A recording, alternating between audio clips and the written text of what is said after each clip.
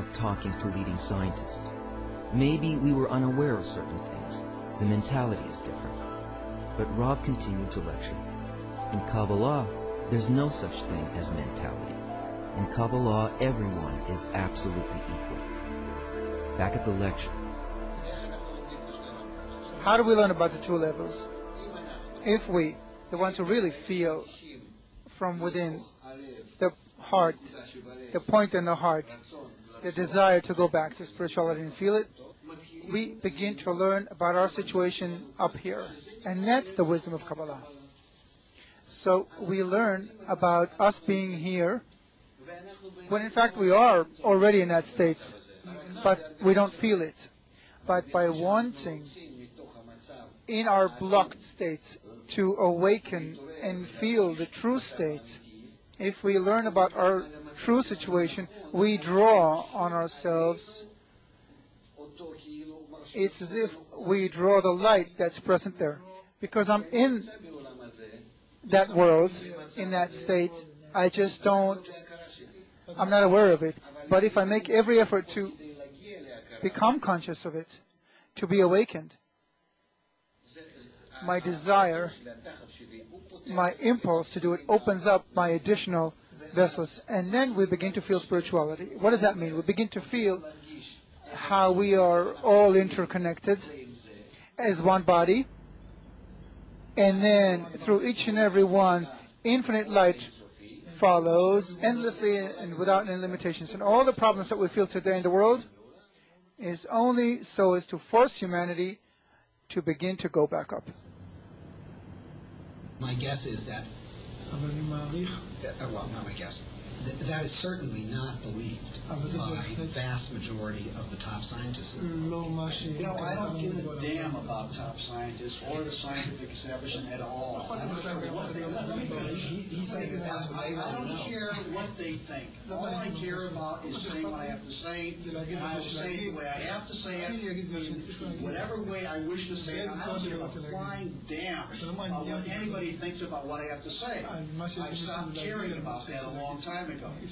What I care about is changing and transforming this planet that we're on. And I believe you have to introduce new thinking. And if it turns out to be scientifically total garbage, I don't give a flying fuck.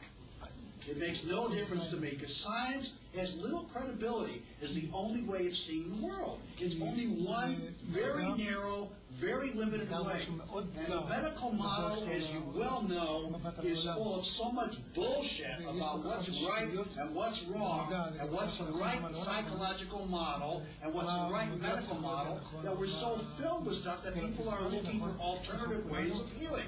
And you know that.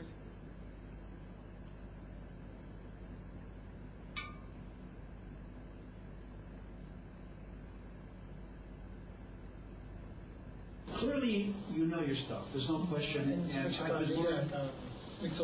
I'd love to sit at your feet for a long time. It would be very useful. It would help me tremendously, and I have no question about it. We were witnesses of a new reality being born, as a second breath.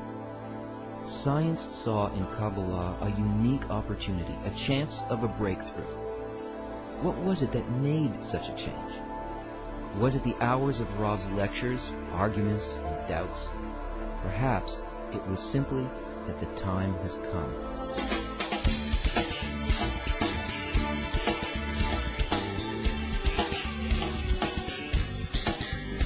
Indeed, Kabbalah does have an awful lot to say. I don't hear anything, I don't see anything, but I feel. So what you know is really amazing, and I honor your teaching and your wisdom. So the whole phenomenon of Kabbalah kind of emerging out of its hiddenness and in a genuine form, as opposed to just fluff, I think is very fascinating and very valuable. All possible ways to awaken the people and have them work on themselves. I think it's the way to go.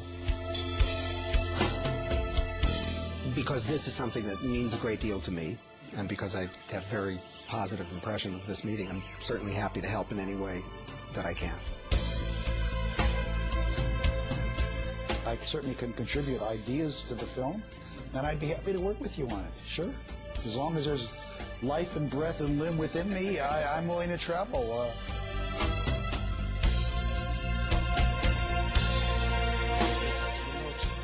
There are these three-dimensional pictures like wallpapers. If you look at them and you defocus your eye, then you go into the picture and you find a three-dimensional picture. Random. When you look at it at the beginning, it looks like just a jagged random pattern. Yes. And then after a while, you see a Right. kind of flat Yeah. 3D image. So these things.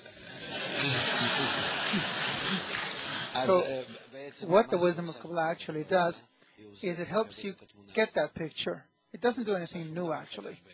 It just focuses and aims your attributes and everything in you in such a way that you begin to see into matter. Thank you very